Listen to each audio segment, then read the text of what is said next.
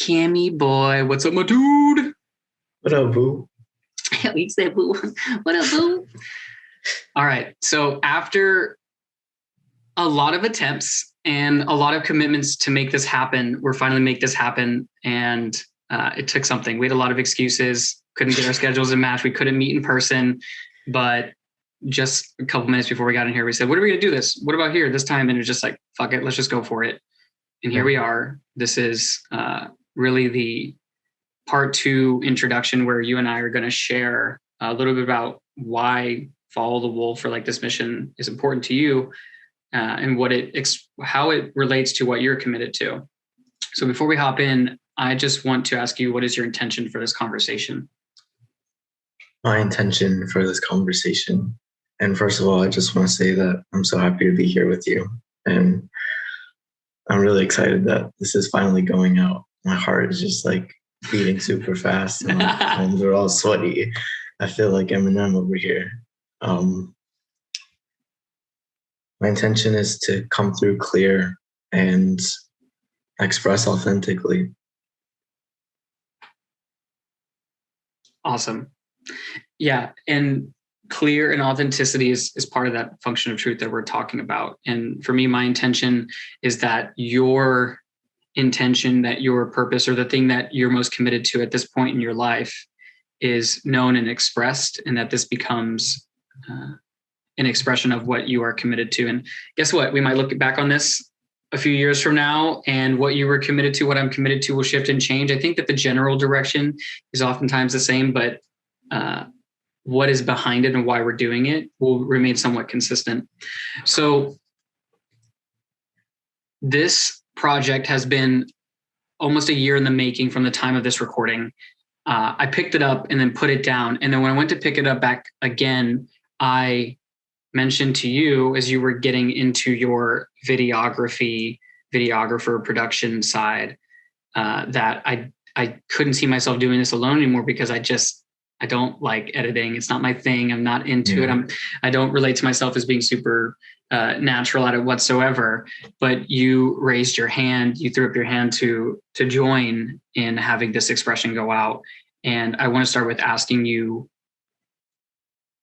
knowing that the time, energy, and effort that it takes to make something like this happen, why did you feel compelled to show up and be a part of this mission? So when we started to get closer, you helped bring out my truth, and constantly helped me to bring out my truth. And I wouldn't have pursued videography if it weren't for our conversations at the park before our workouts or during our workouts. And honestly, we spent way too much time on those workouts some days. But it all helped me to become where I am, because before it was like, I want to be a sports trainer because that's where I can get paid to do something that I care about. And then it was, I want to be like a neurosurgeon or something like that, which was pretty wild. But that was like mainly for the money aspect. And now finally being able to I really want to create videos and help people share their truth, because that's what calls to me as important. And follow the wolf within yourself is the perfect way to explain how I have felt. There's something within me that always calls and always says, hey, you should do this. And what my wolf is saying is that I want to help people follow their own. And regardless of what it looks like as far as producing and editing and whatever that takes, like, that's no longer work, because my wolf is like, come on, bro, like it's bigger than that. Like, the work is the work, but what I'm driven to is the light that is to help everyone follow their own truth and know that it's okay to go against the grain. Truth is oftentimes not going with the grain at all whatsoever. And Thank you for sharing the reflection. I don't think I'd ever heard you. I didn't know that I had influence in that specifically, that kind of undertaking of taking on videography. But for me, like, my relationship to your videography when you shared it with me was that it was imperative for you to be able to tell the stories of others for really the embetterment of the world. Like, I know you have a real commitment that people's lives be better, that people are connected to the light of truth, whatever that, I think, core truth is, not our wounded self truth that we think is truth and really is just faux, but fundamental universal truth that compels us to our greatest expression, whatever that is. Like, really, that's up to our creating. And to see your journey and unraveling of that, because we're always unraveling and peeling back layers. Like, even I think the personal training piece to the neuroscience piece, there's actually still a bit of that in how you be and how you operate today. You study neuroscience and you also train your body physically, which is a part of cultivating self in a way that allows you to be more connected to truth. So it's like, even when we feel like we're off the path, it's like, it's just, it's in a direction, but maybe not necessarily the immediate direction. But to have you here, a part of this process, to me means the world, because, you know, you and I we've been through it. Like, we've gone through ups, we've gone through downs, but now this becomes a platform for people seeing an unfiltered, or at least like significantly less filtered version of life that we see on social media and TV, where it's always about the highlight reel. But you and I know as good as anybody that the constant swiping and the constant comparison is just quick hits of dopamine leading to a fast track to depression, anxiety, like all these other loss of identity, like all these like different things that just tear us off the path of truth. And I'm grateful that we are choosing to spread light on these topics, and what the topics will be will totally vastly expand. And I'm sure we'll have a conversation months from now. We'll say like, well, what I thought was truth then is not what it is now, but that's the commitment to the journey. It's not that I'm right and I'm mighty all this time. It's This is what is working for now until something else new comes in and takes its place. Absolutely. And I think that it's human to get stuck in this is where I'm at, and like this is where I'm gonna be. But it's really not like that. I mean, I think our paths are meant to shift, and where we go on the way is where we're supposed to be on the way. It's all part of the journey that is life. And it's all just really exciting how everything unfolds, even in the times that you're curled up in a corner, just like, why is this happening to me? Or like, why is this the way it is? It's like, because it is. And this is what you have to go through. I think that whoever is watching us, God, source, whatever you want to call it, is always watching, and always like it's pushing you through these things because it knows you can make it through these things. It knows more than your human mind can put into a bin for you. Yeah, because part of the brain that has us play small, it's, I turned off all notifications and there my phone is saying, hey, go do some other stuff. I'm like, nah, I'm doing this, yo.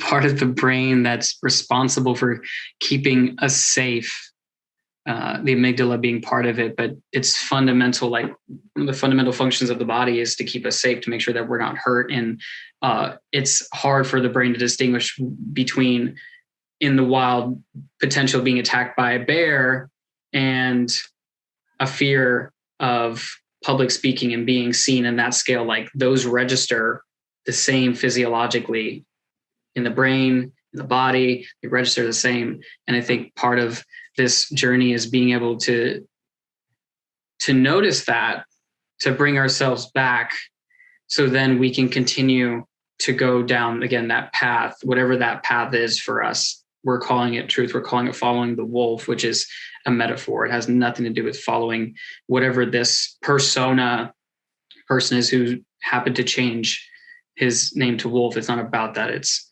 what is your truth? What is your light? And continue to follow that. And then along the path, prove yourself wrong, because that's what scientists do. They create hypotheses, they test and they formulate, and then they come back and they say, oh, shit, we were completely wrong.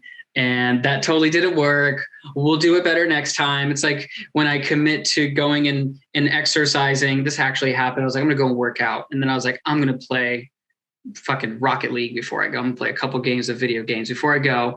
And then it ended up turning into like hours. And I was just like, all right, new lesson.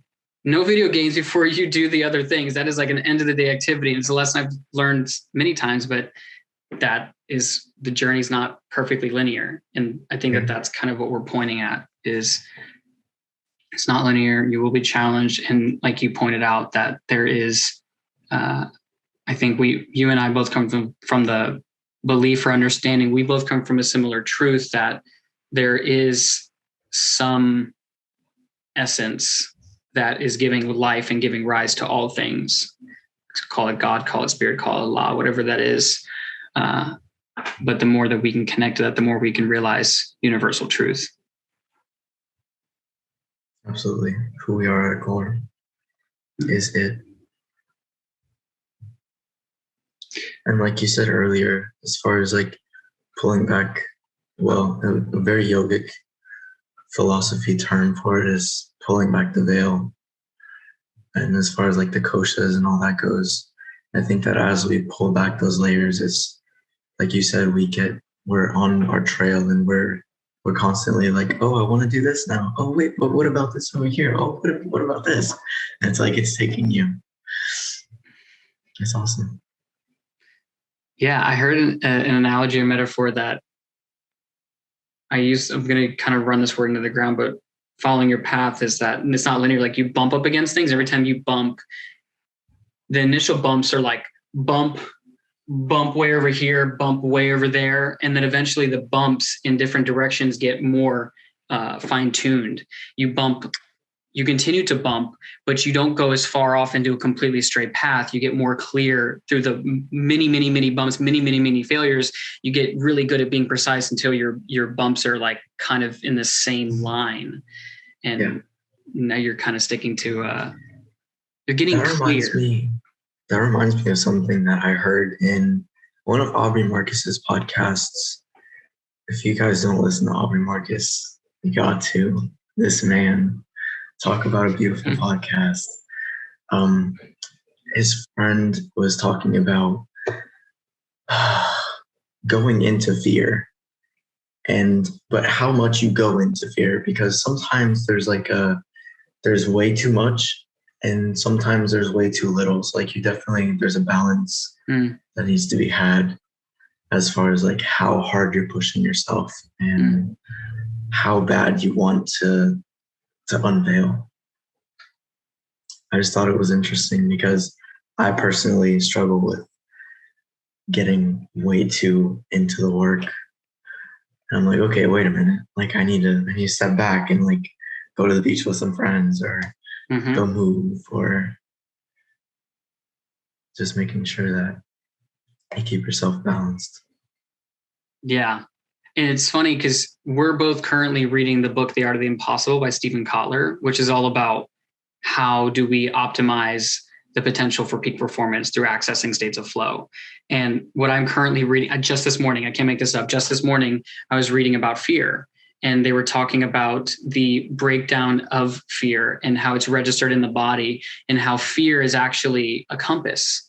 That the thing that we're most afraid of is oftentimes the things that we need to do the most. And the more time that we spend resisting it, that is the psychological, physiological distress. Like we experience fear so bigly because we don't lean into it, but we lean away from it.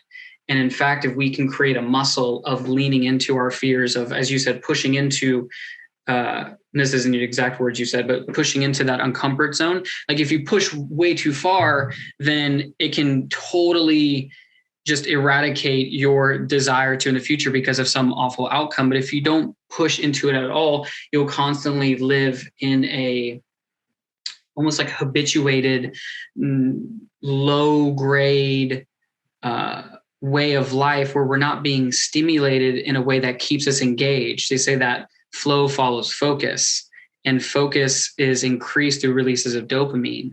And that when we're inside of a state of like fear, which is oftentimes like butting up against challenging or uncertain circumstances, whether it's physically, mentally, emotionally, or socially, that those boundaries, that when we push into them, because it's so outside of our norm, we fully focus on that present moment.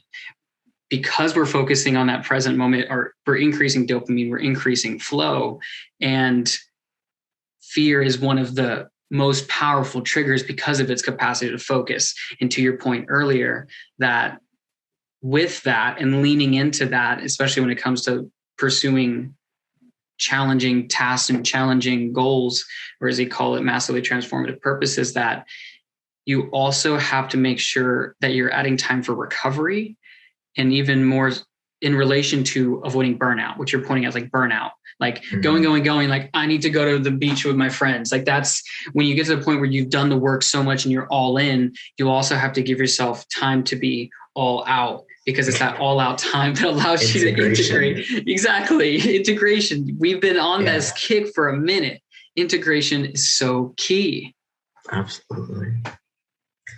This for me, for example, I mean, like, Wolf, I know you know, but this for me, as far as like recording and being on video and like knowing that it's going to a social media platform, freaks me the fuck out. So if there's any time that I've come across unclear, it's just like I'm actively doing this, but I'm so glad to be doing this. But you're leaning into it. Yeah, I know. It's like for you, like you're experiencing this, we're talking about it, but you're experiencing it now. But how focused on now are you? I'm pretty damn focused. You're pretty damn focused. Yeah. Like this is what it's talking about. It's like you have to lean into that. For me at this point, like hitting record and like going, I don't even think about it. It's not, I don't have any fear around it. For me, the thing that gets me stopped is wanting it to look a certain way. So we've tried to record this a number of times. Like, let's do it in person, like kept forgetting and it kept not lining up. And then right before this, we were having a meeting about when we were going to release this damn podcast, which, it's whatever date it is now. When it releases very, very soon, it'll be a different time. But I got to a point where I was like, fuck it, let's just hit record, and it won't be super cute or perfect, but let's just go for it, because this getting out is far more important than how it looks to others, because the part of us that is being controlled and manipulated by this part that's saying, of course, I'm holding my hands up as if someone who's listening to the audio can see me, but I'm holding up my left hand and my right hand. If the part that's controlling our behavior is this fear of what are people are going to think, then the part of us that's committed to our purpose and to people getting value and to people getting what they need through us falling on our faces and us figuring it out live, we can't, if we let that win, all the people that could potentially get value from this don't get value from this. And it's leaning into that fear of the unknown, that uncomfortable it takes to produce that. And I know you've taken a massive leap into fear and the unknown, and like leaning into like this truth, like we said, like truth is, being on the path of truth is not comfortable. It is actually the most uncomfortable path you can choose. The people, myself included at times, who choose the comfortable path are the ones who end up bored and anxious and potentially even depressed because they're not feeling pulled towards something. And I think there's no curiosity, which in Stephen Kotler's book is like the initial start of dopamine in the brain. Yeah. Curiosity, passion, purpose, and then autonomy and mastery. Yeah. So we have to be curious. And I think that the curiosity starts in, as far as, at least for me, is like self-actualization. Is like, I'm curious about, why am I anxious about speaking in front of people? Like, I have to go into that. I have to stay curious. It's all about being curious. I think if we think about it too much, it can be very crippling. But to stay curious and to want to know is just the first step. Mm-hmm. It's just leaning into it. Yeah. I didn't give you a whole lot of opportunity to lean into this. I just said, let's do this. I'm going to hit record, and you just trusted. Yeah. I know. So, and it's funny because they talk about that. There's like two ways to deal with fear. There's systematic desensitization, which is like little by little. For example, if you're like stupid afraid of spiders, then you might first look at a picture of spiders, and you look at it and you look at it until it doesn't cause you anxiety. And then you watch a video about spiders, and then you would observe a spider in real life, but from a distance. And then maybe eventually you get to the point where like the spider is on your hand. And that's like, it's a step-by-step process versus flooding. Flooding is just all in. Like you say, okay, you're afraid of spiders? Boom, hold this spider. And like, that's what we did. We said, fuck it, we're going for flooding. Let's do this podcast. We're going to hit record. We're going to kind of talk about a couple things, but let's just go for it. Yeah, absolutely. See, and now it's not that bad. It actually feels good because now I'm even more curious as to how I can continue and how this will benefit in future podcasts. That's incredible. See, this is like live transformation. You're experiencing Absolutely. your own. Hell yeah. Here we are. And they talk about that because now it's like you've leaned into it. You've probably even entered like low grade flow state.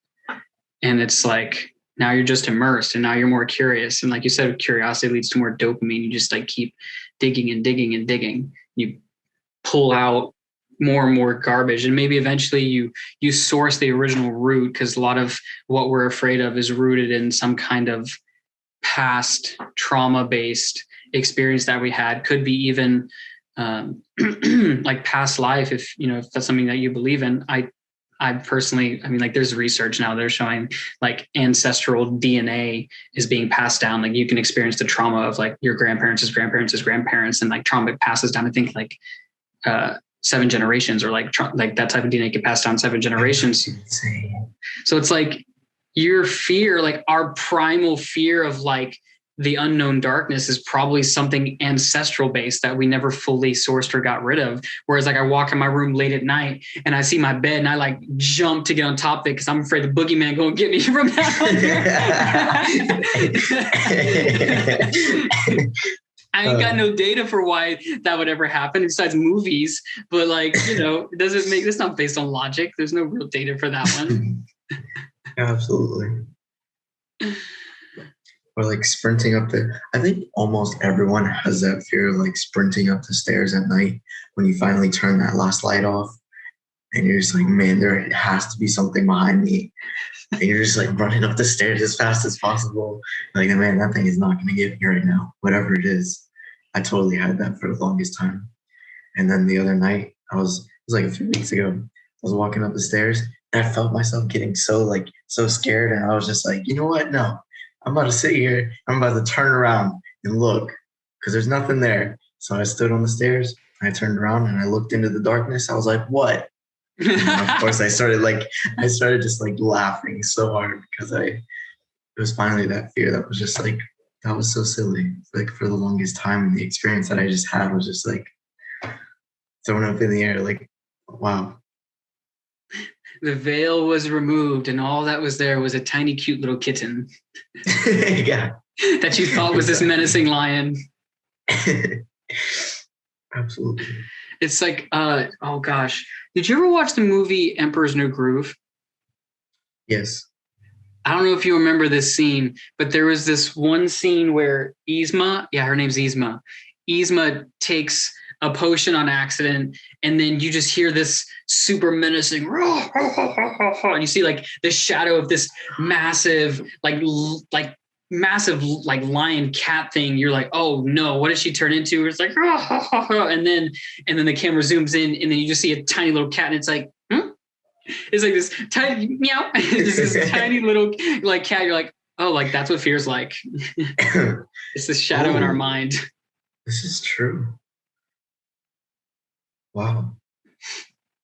I mean, sometimes our fears are well-founded. Like if you're being chased by a lion, totally. Oh yeah, absolutely. But if you're in your house all alone, odds are your house cat got you. That was not a lion. You forgot you had a cat. Yeah.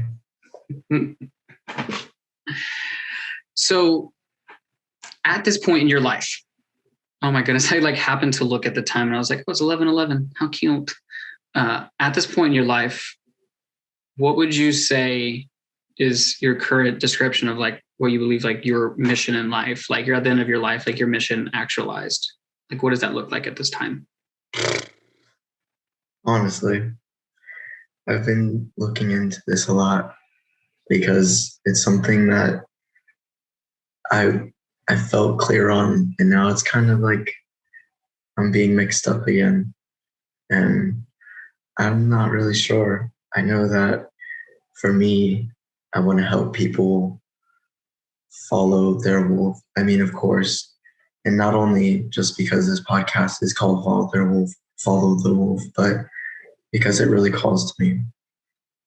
And I see how it's drastically, that's how I see how drastically it's changed my life and how much love I have for the people around me now because I'm coming content with me. Mm.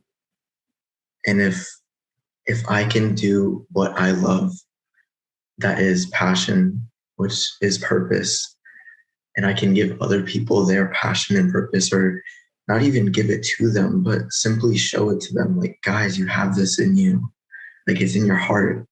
You just have to listen to it and let it take you.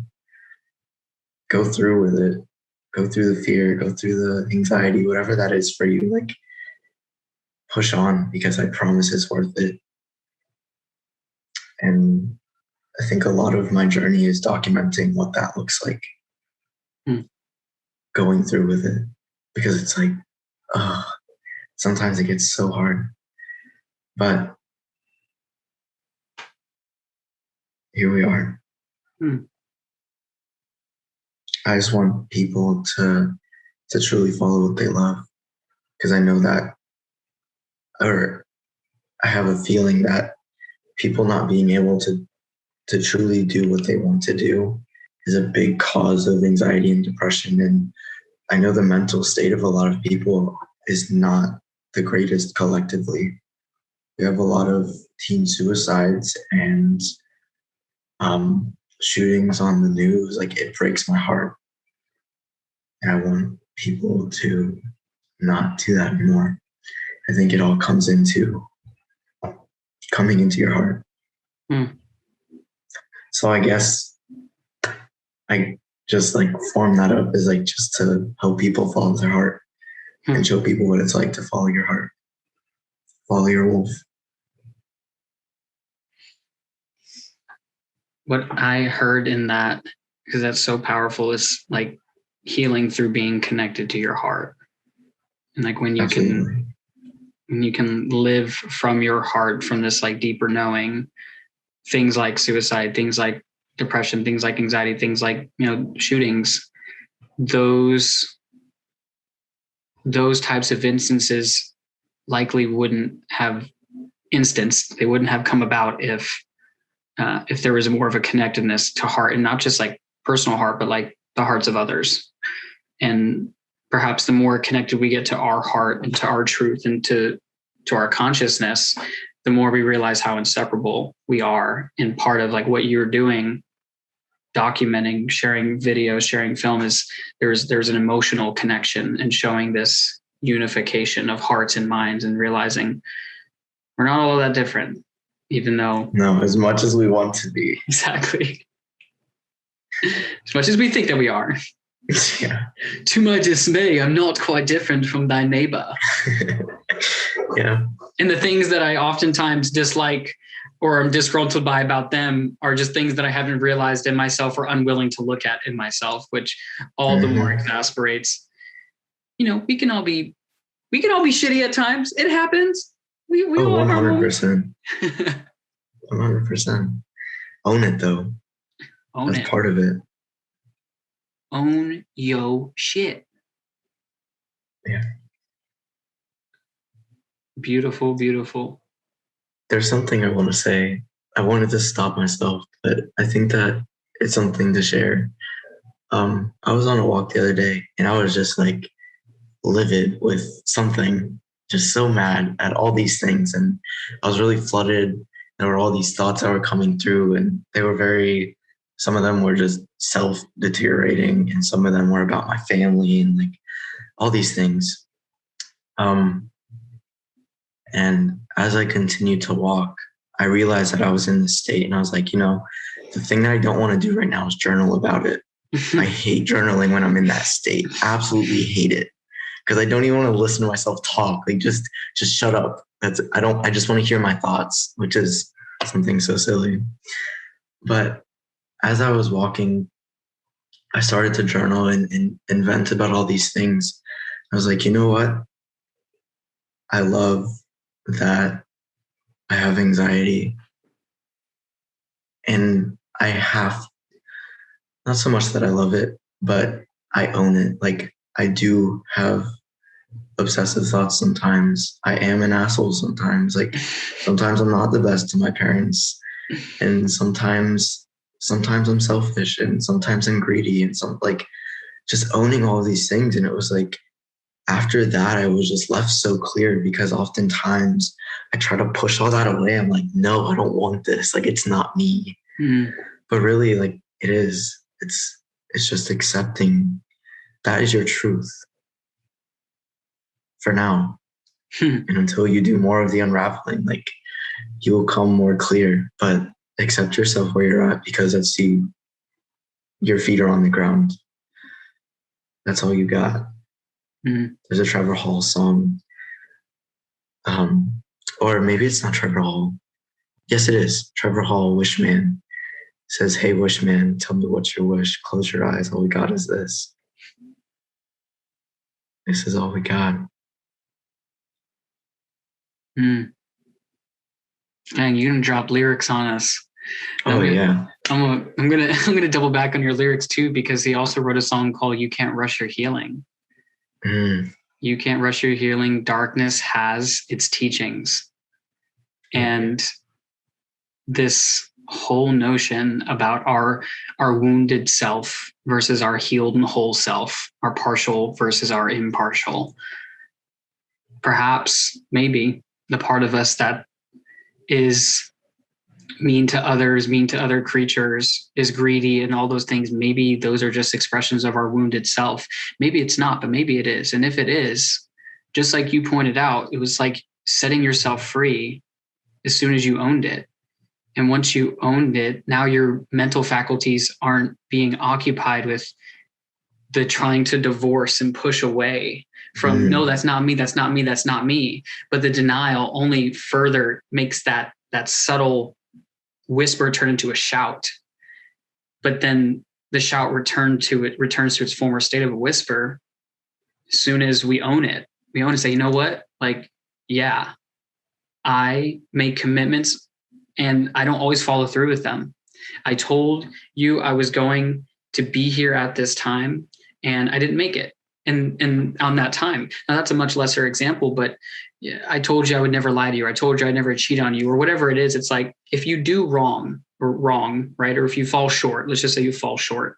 If you fall short of your commitments in anything, whether it's in a relationship, if it's in work, if it's in with yourself, right? I committed, prime example, I committed to training 6 days a week, and I haven't trained even a couple of days a week for the past couple of weeks because I've had a neck injury, and I didn't do the work like I said I would to heal that neck injury. And now I continue to struggle because of that.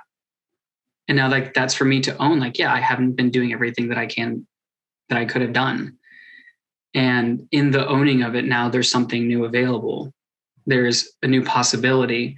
And who knows, maybe once you get from that wounded self to that more in truth, I think truth is one of, at least personally, one of the quickest paths to healing, to wholeness. And when you feel whole, then those pieces of you that were gritty and all those don't feel the need to speak up as much, because you're in your essence, and your essence cannot be broken.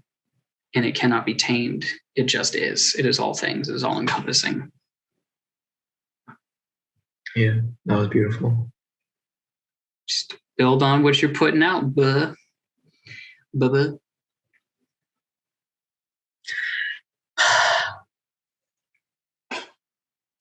This is.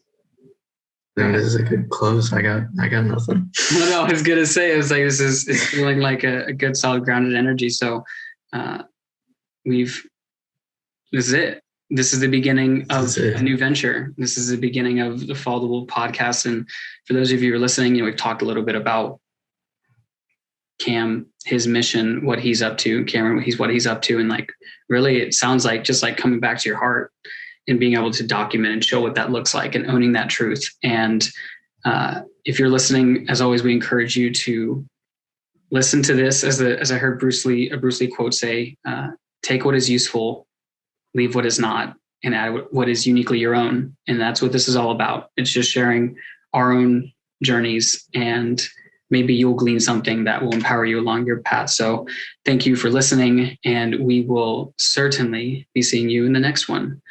Much love. And as always, continue to follow the wolf within you.